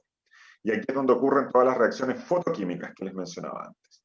Y luego el agua retorna hacia el reservorio y podemos ver o calcular los ciclos por el cual es necesario hacer circular el agua hasta su completa descontaminación. Lo primero que evaluamos en el proceso, uno de los reactivos importantes, es la generación del peróxido de hidrógeno. Y esto depende de la corriente que nosotros lleguemos a aplicar. Trabajamos con corrientes de 25 mA y 50 mA que se producen en estos electrodos, y como pueden ver, cuando aumentamos desde una corriente hacia el doble de esta, prácticamente se produce el doble de corriente de peróxido de hidrógeno que se acumula en el agua. Y como si lo recuerdan desde la diapositiva donde yo explicaba el proceso, cómo ocurre, nosotros tomamos oxígeno para reducirlo y transformarlo a peróxido de hidrógeno. En un proceso Fenton químico tradicional, se agrega el peróxido de hidrógeno como un reactivo. Lo que nosotros hacemos es tomar oxígeno del aire, agregarlo al agua, y a partir del oxígeno del aire que se disuelve en el agua, nosotros producimos el peróxido de hidrógeno reduciéndolo sobre el cátodo. Por lo tanto, lo tomamos también a partir de un recurso gratuito como es el aire. Y depende de la corriente que nosotros lleguemos a aplicar. Este peróxido es necesario para que ocurra la reacción de Fenton que les mencionaba anteriormente. Y bien, nosotros evaluamos los diferentes procesos que ocurren durante la degradación de estos contaminantes provenientes de la industria textil. Y tenemos acá los diferentes procesos asociados, se los describo a continuación. Por ejemplo, si el agua proveniente de la industria textil es sometido solamente a la radiación solar, el agua prácticamente permanece, los colorantes y los aditivos permanecen prácticamente estables dentro del proceso, no le sucede nada a esa agua. Por lo tanto, si esta agua es eliminada sin un tratamiento hacia un cauce natural o hacia el alcantarillado público para ser tratado posteriormente, esta agua va a ir coloreada durante todo el camino hasta llegar a una planta de tratamiento. Por lo tanto, los contaminantes o los compuestos presentes en esa agua no sufren ningún tipo de fenómeno producido por la radiación directa del sol. Inclusive si está en presencia de catalizador de hierro, no hay un mayor cambio en el agua durante por lo menos el tiempo que nosotros estudiamos. Ahora bien, si nosotros no agregamos oxígeno al agua y solo utilizamos los radicales que se generan en la superficie del ánodo, producto de la oxidación del agua, logramos una decoloración cercana al 45 y 60% dependiendo de la corriente que nosotros apliquemos. Eso quiere decir que aquellos compuestos coloreados presentes en el agua, nosotros lo logramos destruir y disminuir la coloración de esa agua entre un 40 y un 60 y tantos por ciento. Sin embargo, cuando aplicamos el proceso de Fenton, esto es en oscuridad, sin la radiación solar, logramos una completa decoloración del agua. Es decir, rompemos aquellos compuestos que le dan color al agua, ¿cierto? Entre 2 horas y un poco más de 2 horas, logramos la completa decoloración del agua sin el efecto de la radiación solar. Cuando nosotros irradiamos con el sol, la radiación directa del sol, aquí nosotros tenemos los experimentos realizados con 30 watts por metro cuadrado de radiación ultravioleta, y eso corresponde entre 800 y un poco más de watts por metro cuadrado de radiación total. De estos 30 watts corresponden a radiación ultravioleta. Logramos una una rápida decoloración de la solución, incluso con ambas corrientes aplicadas. Ahora bien, aquí estamos hablando solo de la decoloración del agua, es decir, cuando nosotros destruimos estos compuestos que presentan color. Y también medimos específicamente aquel compuesto que nosotros seguimos un único compuesto mediante técnicas analíticas como cromatografía, y seguimos específicamente estos compuestos y vemos que entre la coloración y algún compuesto en particular, que en este caso es un colorante textil que se utilizaba para teñir telas, este también se decolora en un patrón similar. El cambio, nosotros lo observamos cuando medimos la demanda química de oxígeno, que habla del total de los compuestos orgánicos presentes, y nosotros analizamos también el carbono orgánico total. Y aquí la diferencia y el efecto de la radiación solar se ve mucho más marcado. Esto quiere decir que, por ejemplo, solo con el proceso de fotoelectrofenton solar, es decir, aplicando radiación solar al proceso electroquímico, es donde nosotros logramos la completa transformación a dióxido de carbono del compuesto orgánico contaminante presente en el agua. Si bien, como les mostraba en la diapositiva anterior, nosotros logramos decolorar el agua en ausencia de sol, con los procesos sin irradiación solar seguimos teniendo compuestos orgánicos en el agua. Y aquí es lo importante porque en algunos casos compuestos que sean mucho más persistentes no logran ser eliminados en ausencia de sol. Sin embargo, cuando nosotros irradiamos esa agua, logramos la completa eliminación de los intermediarios que se forman del compuesto original, de todos aquellos intermediarios que se van formando durante la oxidación del compuesto, y alrededor de las 3 horas logramos una transformación total de estos contaminantes a dióxido de carbono, es decir, logramos un agua sin compuestos orgánicos disueltos en ella. Se transforman entonces a dióxido de carbono. Y esto, como les decía, lo repito nuevamente, es específicamente por todas estas reacciones fotoquímicas que están siendo potenciadas por la radiación solar. Evaluamos también lo que sucedía en el mismo proceso cuando teníamos diferentes niveles de radiación solar. Aquí les muestro la radiación total presente, la radiación ultravioleta, parte de esa radiación total, y los resultados que nosotros obtenemos. Lo interesante que logramos observar es que este es el experimento en oscuridad para la mineralización de los orgánicos presentes en el agua, y a medida que aumentaba la intensidad de la radiación ultravioleta, iba aumentando el grado de mineralización. Y por sobre 30 watts por metro cuadrado no logramos mayores diferencias, ¿ya? Por lo tanto, en este caso nosotros podríamos manejar las variables experimentales para un proceso como este. Es decir, aquel día que tengamos una alta radiación solar, lo que yo puedo hacer es disminuir la corriente que estoy aplicando de manera de que aquellas radiaciones fotoquímicas sean potenciadas y aprovechar esta fuente de reactivo gratuita para poder eliminar estos contaminantes orgánicos. Y en aquellas oportunidades donde la radiación solar sea más baja, lo que podemos hacer es aumentar la intensidad de corriente para potenciar la acción de las reacciones electroquímicas.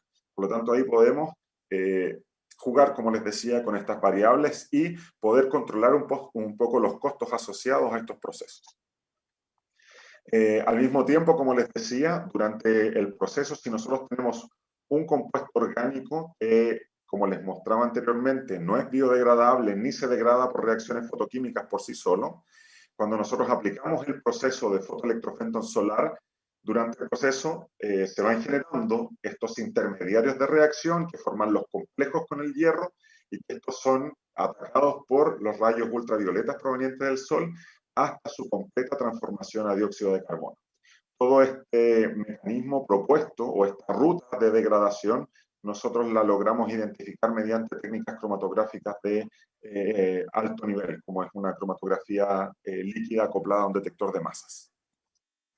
Y también lo tratamos directamente con aguas de la empresa, de la industria textil. Tenemos aquí el agua proveniente de la industria textil, que tiene aquí una alta cantidad de carbono orgánico con todos los componentes que vienen saliendo del reactor en el cual se tiñen la ropa.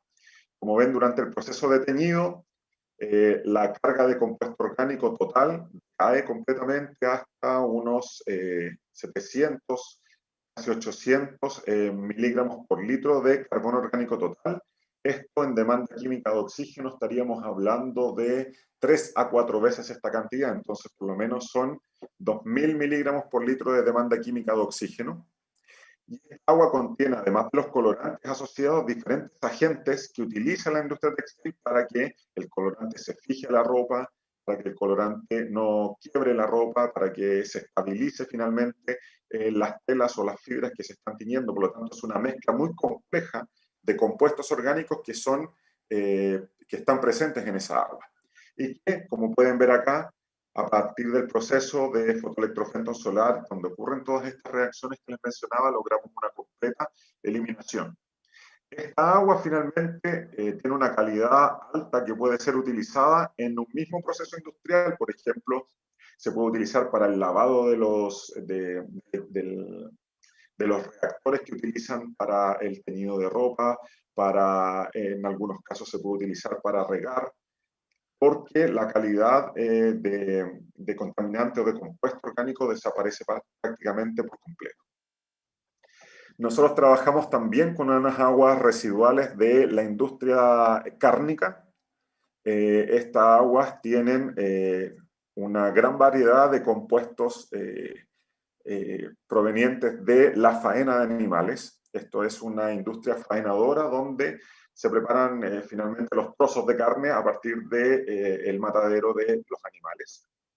Y aquí lo que hacemos es aplicar unos procesos combinados, es decir, ajustar o agregar el proceso de fotoelectrofenton solar a aquellos procesos que ya aplica la industria.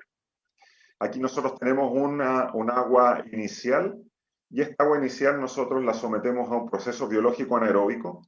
Durante el proceso anaeróbico ocurre la degradación de aquellos contaminantes que son biodegradables, aquellos compuestos biodegradables provenientes de las características de este tipo de agua. Y finalmente nosotros a estos compuestos que son bioresistentes le aplicamos el proceso de fotoelectrofenton solar y logramos la completa degradación de estos compuestos. Entonces teníamos un agua con una alta demanda química de oxígeno y finalmente logramos un agua que tiene menos de 10 miligramos por litro de demanda química de oxígeno. Y prácticamente esos últimos compuestos que quedan en el agua son ácidos carboxílicos de cadena corta, que forman complejos con aquellos metales que estén en el agua. Durante el proceso biológico, además, nosotros generamos metano, por lo tanto, además es una fuente energética adicional a la industria. Y este proceso lo tratamos en escala pequeña para estudiar cómo funcionaba el proceso. Esto lo hicimos el año 2016 y el año pasado lo trabajamos a niveles mucho mayores, trabajando con mayor cantidad de litros de agua contaminada, y aquí tenemos siempre el reactor SBR, biológico anaeróbico, por donde pasaba el agua en un comienzo a través del proceso biológico con cargas diferentes de demanda química de oxígeno inicial. Luego de que el agua pasó a través del proceso biológico anaeróbico, nosotros lo tratamos a través del proceso de fotoelectrofenton solar.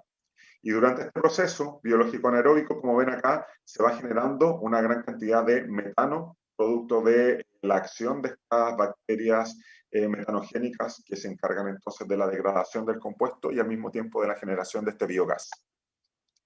Y luego lo sometimos al proceso de fotoelectrofenton solar, donde logramos la completa eliminación para aquellas concentraciones más bajas en horas, y lo mismo sucedió para aquellas concentraciones más altas, logrando cerca de un 80 o 70% de degradación.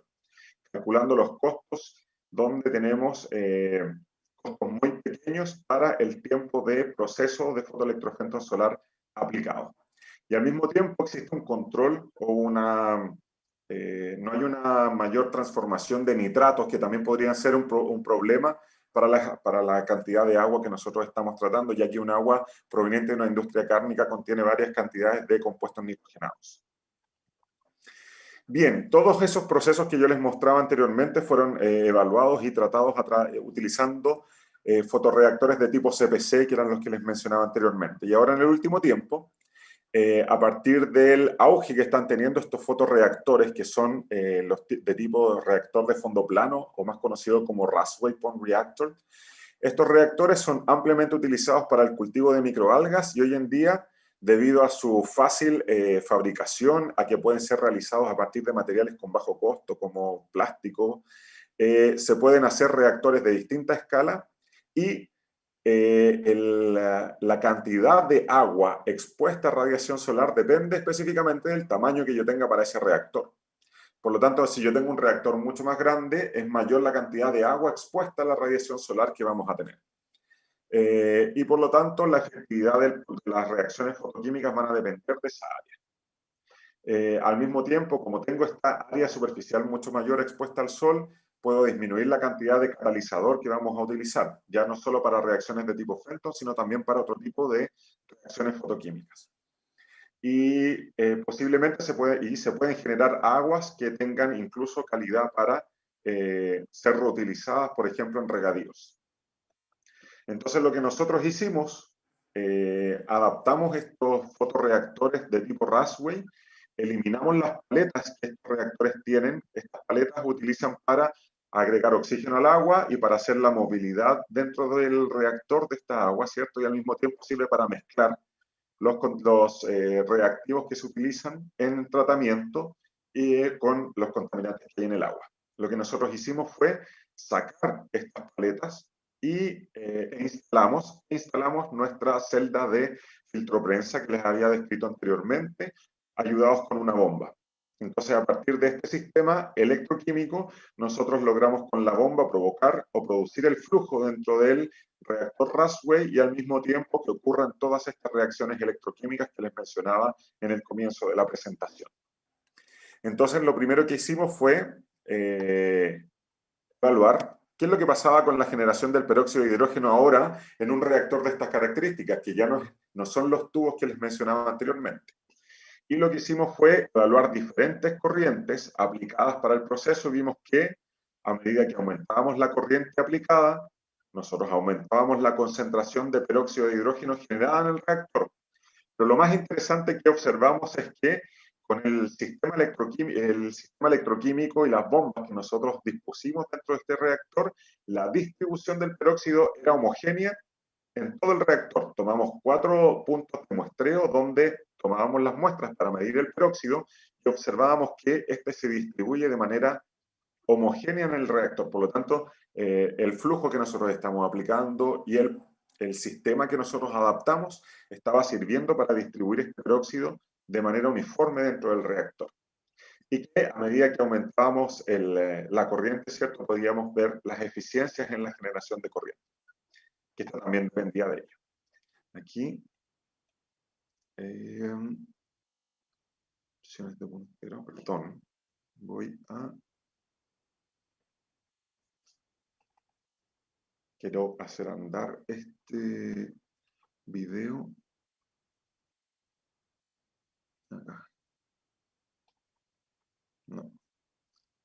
Para que puedan ver cómo funciona el proceso.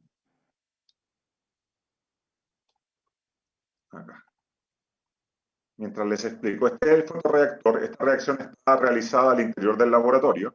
¿Ya? Aquí está con el proceso electroquímico, ahí está la celda de filtro prensa, el reactor y el agua fluye aquí adentro. Y aquí evaluamos que al agua no le sucede nada durante la fotólisis. Existe una pequeña disminución del carbono orgánico total cuando solo ocurren las reacciones en el ánodo. Cuando estamos con el reactor cubierto, aquí lo descubrimos solo para poder grabar este video, ¿cierto? Y cuando aplicamos la radiación solar ocurre la total mineralización de un colorante rojo, en este caso del naranjo de metilo en el proceso, ¿ya? Ahí se observó entonces por completo la decoloración de la disolución. Pero, como les decía anteriormente, solo logramos la completa mineralización cuando este fotorreactor está completamente dispuesto hacia el sol. Y nuevamente nosotros estudiamos diferentes corrientes aplicadas para el proceso sin la irradiación solar y con la irradiación solar. Y aquí podemos ver claramente el efecto que tiene la radiación solar sobre la degradación de un contaminante en el agua. Si se fijan aquí, nosotros calculamos las constantes cinéticas asociadas al proceso. En todos los casos, para una misma corriente aplicada sin irradiar y con irradiación se logra un aumento en la cinética de degradación. Y al mismo tiempo, como pueden ver en estos gráficos que están aquí abajo, Para las mismas corrientes, esto es sin irradiar y esto es con irradiar, solo con irradiación se logra una mayor y completa mineralización de los compuestos. Por lo tanto, la radiación solar juega un rol importantísimo dentro de este tipo de procesos de degradación de contaminantes orgánicos. Evaluamos la presencia del catalizador de hierro en el medio, evaluamos que a medida que aumenta la concentración de hierro, aumentamos la cinética de degradación de esto. Sin embargo, tampoco podemos agregar una mayor cantidad de hierro porque estos complejos se vuelven más estables en el agua y por lo tanto hacen que la eficiencia disminuya. Por lo tanto, es importante estudiar cuál es la concentración de hierro y tenemos que, con bajas concentraciones de hierro, logramos una buena mineralización de estos. Luego, evaluamos diferentes concentraciones de contaminantes. Porque como ya lo saben, un agua industrial tiene diferentes tipos de concentración dependiendo del proceso, dependiendo del día, dependiendo de la productividad, y por lo tanto se puede ver que en todos los casos, a medida que tenemos diferentes concentraciones de contaminantes, logramos una completa eliminación de este, y estos tienen una directa relación con su constante cinética con respecto a la concentración de este. Y además, con todos los casos logramos la completa mineralización de los compuestos orgánicos y sus intermediarios, logramos la completa transformación a dióxido de carbono. Obviamente, dependiendo de la carga inicial, esta se va a demorar más o se va a demorar menos, y por lo tanto el proceso va a depender de la carga orgánica que éste encuentre en su inicio. ¿Ya? También evaluamos cuánto tenemos que cargar el reactor, y observamos que para distintos volúmenes presentes en el reactor, la cinética de degradación va disminuyendo a medida que yo aumento el volumen. Y eso es porque, por ejemplo, en este caso nosotros trabajamos con un agua que tiene una coloración, por lo tanto los rayos del sol solamente van a llegar hacia la superficie. Mientras que con una menor concentración, como ocurre una degradación más rápida, ya los rayos del sol, una decoloración más rápida, los rayos del sol empiezan a penetrar con una mayor intensidad al agua que está dentro del reactor. Por lo tanto, aumenta la cinética de reacción. ¿Ya? Y lo mismo se observa también para la mineralización de este. Y podemos observar con respecto a los cálculos de la capacidad de tratamiento del proceso que la capacidad de tratamiento va aumentando a medida que nosotros aumentamos el volumen de agua a tratar hasta un valor estándar que en este caso para este compuesto y bajo las condiciones experimentales que nosotros estudiamos está alrededor de los 20 y los 25 litros. Por lo tanto, en este rango logra su máxima capacidad de tratamiento en este reactor. Como les mencionaba anteriormente, identificamos los intermediarios de reacción que se van generando hasta la completa mineralización. Y como les mencioné en algún momento, ¿cierto? Lo que más se genera y que forman los complejos con el hierro son aquellos ácidos carboxílicos presentes en el agua. Pero que, como ustedes ven, existe la formación de estos ácidos carboxílicos que forman complejos con el hierro 3 y es la radiación solar la que los destruye y hace que estos sean eliminados finalmente del agua y que no quede un agua con esta cantidad de ácidos carboxílicos en el medio. En el último tiempo hemos estado trabajando con compuestos orgánicos que tienen características recalcitrantes, algunos de ellos como dentro del grupo de los contaminantes de problemática emergente. Como ven también el proceso se puede aplicar a la degradación de hormonas. Entonces trabajamos con hormonas como la estrona, la progesterona y el estradiol, y en todos los casos logramos una eliminación para cada uno de ellos, las tratamos de forma simultánea, los tres en el mismo reactor, y logramos una completa eliminación para estas concentraciones bajitas en cortos tiempos de tratamiento. Y lo último que hemos estado haciendo es aplicarlo a aguas municipales provenientes de la planta Mapocho Treval, que es una de las más grandes que recibe las aguas urbanas de Santiago. Entonces nosotros tomamos muestras de agua del posterior al tratamiento secundario. Por lo tanto, aquí encontramos unas aguas con estas características principales. Estas aguas contienen más de 500 compuestos distintos en concentraciones de los micro y los nanogramos por litro. Aquí les muestro algunos de los que más hemos encontrado, además de los clásicos como AINES, paracetamol, muchos fármacos, algunos pesticidas, incluso el triclosan, que está prohibido, incluso lo podemos encontrar en el agua. Y logramos eliminarlos en corto tiempo bajo las condiciones que les mencionaba anteriormente.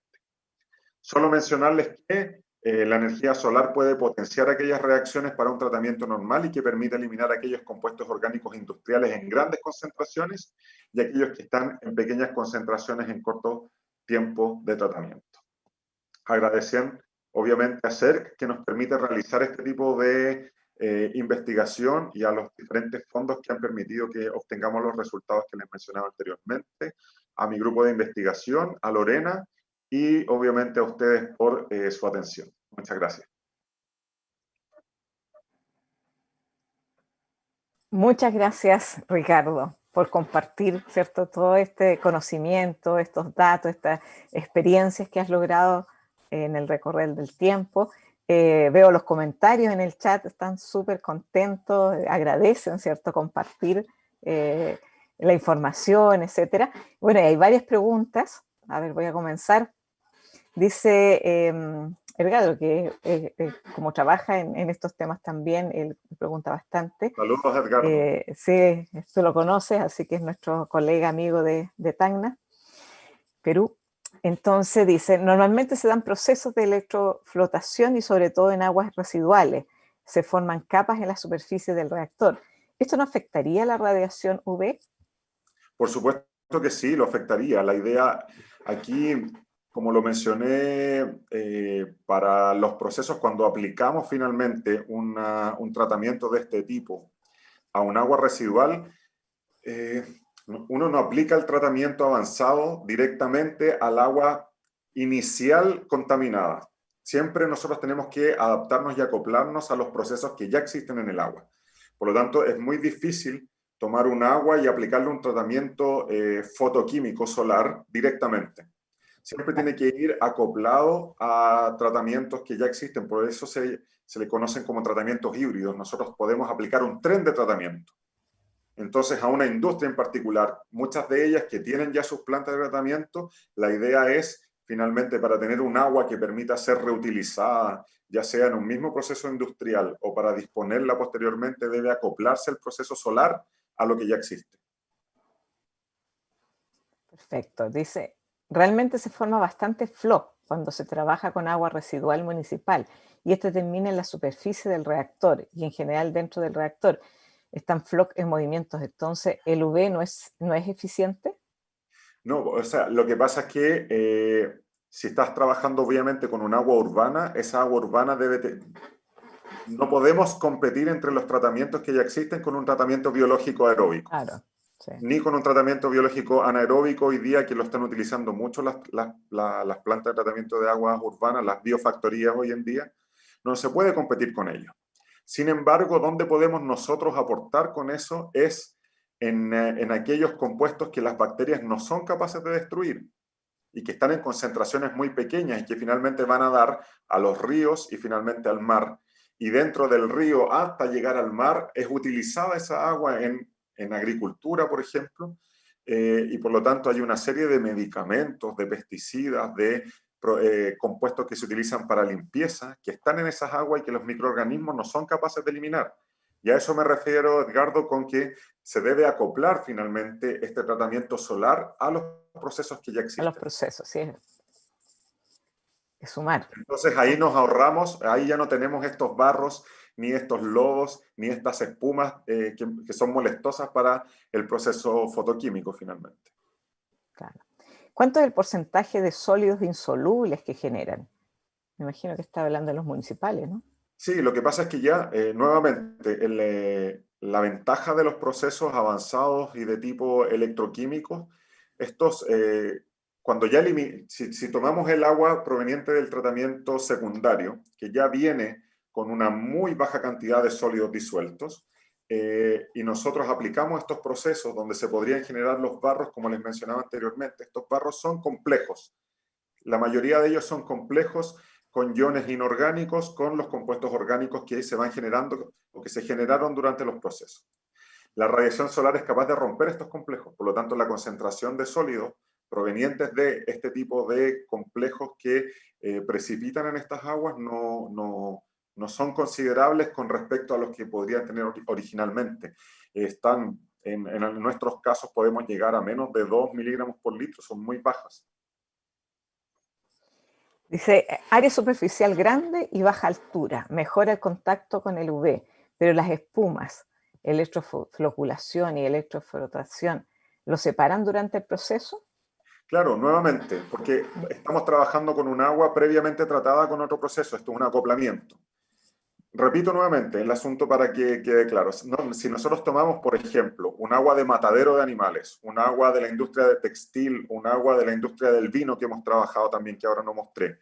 Sí, si yo tomo el agua inicial, que tiene alta cantidad de sólidos y alta cantidad de compuestos orgánicos, además de el agua residual de todas las industrias, al mismo tiempo de la de producción, está mezclada con toda el agua de limpieza, con diferentes factores. Sí, no puedo tomar un agua de esas y meterla a un fotorreactor solar, porque tiene todos los problemas que ustedes han hablado anteriormente. Lo que debo hacer es acoplarla a los procesos que ya existen. Un proceso previo de decantación puede ser, un proceso previo de coagulación química, ¿cierto? Y esa agua coagulada que ya le eliminamos un alto porcentaje, yo puedo eliminar aquellos compuestos que son resistentes. Todos aquellos compuestos que yo no pude eliminar con los procesos clásicos, nosotros los podemos eliminar con el proceso solar. Y allí, esa agua que nosotros tomamos, que ya tuvo ese tratamiento previo, no tiene todos estos problemas que se mencionan en las consultas. Exactamente. Exactamente. Eso es lo que nosotros estamos haciendo también, sumando metodología. ¿Qué tipo de electrodo usan? Otra persona pregunta. Sí. Pensé que usan electrodos de hierro directamente y por eso el exceso de hierro. Ah, ok. Depende del proceso. En este caso, nosotros trabajamos unos electrodos que se llaman dimensionalmente estables. Son una mezcla de óxidos de metales, que son ahora los más económicos que hemos encontrado para una buena producción de radicales hidroxilo. Hasta ahora todavía se importan, pero tienen un costo muy bajo y tienen una entalpías de absorción bajas, por lo tanto no se corroen y a nosotros nos han durado años. Y para el caso, esos son los ánodos. Y para el caso de los cátodos, se utilizan cualquier tipo de material que tenga base carbono. ¿Ya? Incluso acero puede servir como un buen material para la generación de peróxido de hidrógeno. Ok. Y finalmente, una última pregunta de Humberto Aramayo. Dice, y en las plantas rurales, pensando ya en comunidades rurales, ¿es conveniente desde el punto de vista económico? Sí, mira, ahora, y aquí yo les mencionaba en un comienzo el asunto de que la parte que yo les iba a hablar era específicamente a utilizar el sol como un reactivo más, que me potenciara las reacciones fotoquímicas. Y ahí ingresa aquellas donde podemos utilizar el sol también como una fuente de energía. Porque claro, nosotros estamos aplicando corriente eléctrica y la corriente eléctrica para una industria es cara, ¿cierto? Y aquí podemos tener diferentes dispositivos de estas celdas electroquímicas soportadas con energía fotovoltaica que nos permita un costo cero de aplicación del proceso. Es decir, soportarlo con energía libre y gratuita como es la energía solar, ¿cierto? A partir de paneles fotovoltaicos que permitan hacer un costo cero de aplicación del proceso. Y ahora, con respecto a los reactores, generalmente y en Sudamérica en general se utilizan el proceso de cloración. No hay procesos avanzados, por lo tanto aquellos compuestos de problemática emergente están empezando a estudiarse en Sudamérica y están empezando a ser una problemática real porque ya se ha demostrado que están en los ríos y en distintos lados y que los procesos urbanos de tratamiento de aguas urbanas no logran eliminar.